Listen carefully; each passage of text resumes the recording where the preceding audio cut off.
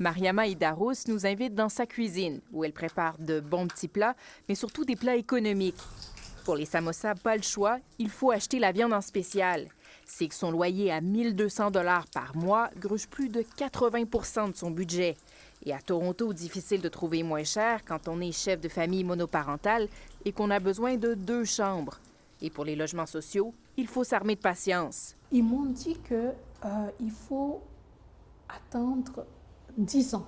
Une situation intenable, selon elle. Qu'est-ce que vous allez faire, vous politiciens, pour remédier au logement social abordable pour les femmes monoparentales, les femmes en situation de pauvreté et de violence? Alors, nous avons demandé aux politiciens ce qu'ils pouvaient faire pour aider des femmes comme Mariama. Au NPD, on propose de construire 10 000 nouveaux logements sociaux. Chez les Verts, on en propose encore plus. On parle de réparer et construire 30 000 logements sociaux par an.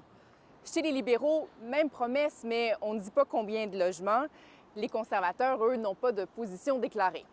Direction maintenant la banlieue de Toronto, où Rose Cathy Hendy se prépare à donner de la formation aux adultes.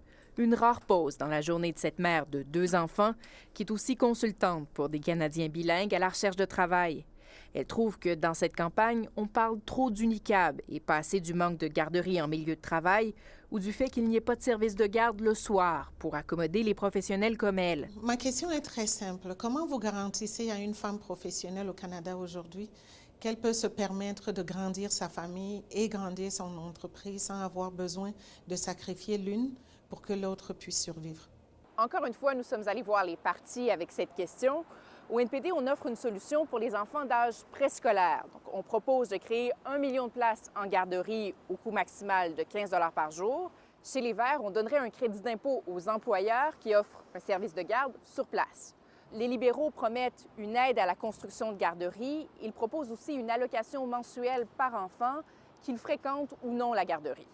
Les conservateurs, eux, ont récemment bonifié leurs prestations universelles pour garde d'enfants.